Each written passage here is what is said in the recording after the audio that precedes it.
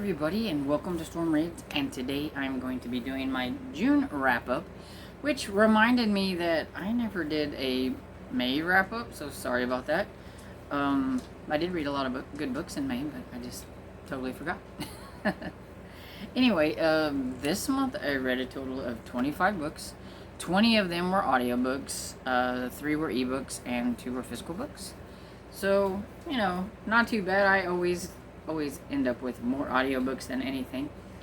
And the fact that I actually read 3 ebooks and 2 physical books, I thought was pretty good because most of the time it's like almost all audiobooks. My most read genre, of course, was mysteries, go figure.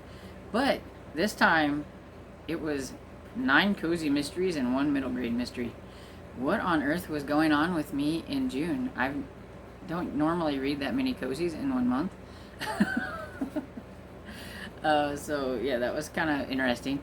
And then I had the rest were, I had 3 middle grade fantasies, I had 3 romance, I had 3 middle grade adventure type books, 2 that I considered middle grade humor, and 1 urban fantasy, 1 horror, and 1 contemporary, and 1 thriller.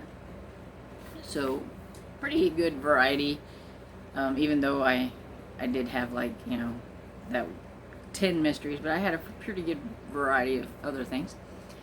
And I'm just going to talk about my favorites and my least favorites so that I don't have a very long video.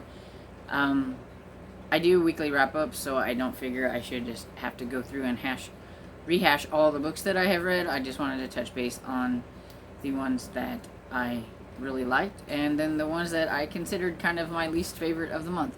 Even though, honestly, they weren't like horrible books, they were just kind of on the bottom tier. And so my favorite ones are Still Life with Crows by Douglas Preston and Lincoln Child.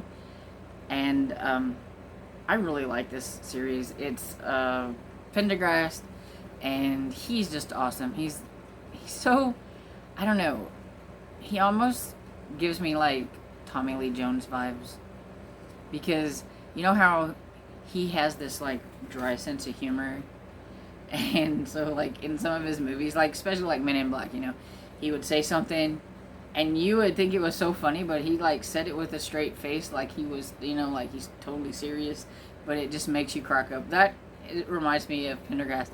He's a southern guy who just, I mean, he just has this flair for stating the obvious and in just a way that makes me chuckle. And it was the thriller that I read. It's the 4th book in the series, and it was a little gruesome, I will admit, but it was really good. I really liked it. I liked what it was based around, and the characters. Corey is a new character, and I hope she's in some other ones, because it seems like the characters kind of change around. Pendergast is the one that sticks with it, but like I really got kind of used to Detective DeAcosta in the first 2, but then he wasn't in the 3rd one or this one, and I was like, oh, that's kind of a bummer, because I kind of liked him. So I'm learning not to get like attached to any characters because I never know if they're going to last through like another one. Because like even Bill Smithback wasn't in this one, but he was in the first 3. So I was kind of like, oh, that's kind of a bummer. He's not in this. But Pendergast does move around. He's kind of like his own branch of like FBI or something, because he seems to do his own thing. And I always think that's kind of cool that he is always involved in these cases that are really strange and unusual. Sometimes they do involve supernatural things, and then sometimes it's just something that seems supernatural, but it's mankind. It's not supernatural. So I think that's kind of cool. But anyway, yeah, I really like that one. And another one of my favorites was a reread of Jane Eyre by Charlotte Bronte. So even though it's a reread, I wanted to include it here because it's my favorite classic, and I really enjoyed it again, and so I wanted to put it here. But most people know what Jane Eyre is about, and it is about Jane Eyre, who becomes the governess for Mr. Rochester, and of course it is a romance between the two, and it has some interesting developments and then some things happen, and then it's got the as long as it's got the happily ever after type thing, I'm good. So there, but yeah, it's a thick one, and it's really good. I like it. And then of course, Wildfire by Ilona Andrews. I absolutely love the Hidden Legacy series. This is the 3rd book. And I think they're broken up into like trilogies, this series. So I think this finishes the first trilogy. And then I do believe the 4th book is going to be kind of about another sister. But I do hope that Nevada and Rogan are still in the other ones, because I really, really like them. We'll see. But I know that even if it's not, it's going to be good. The next one's going to be good. And I can't wait. This one, well, I won't say much about it. You can watch my video, but it's just the dynamics between Rogan and Nevada is what I really like.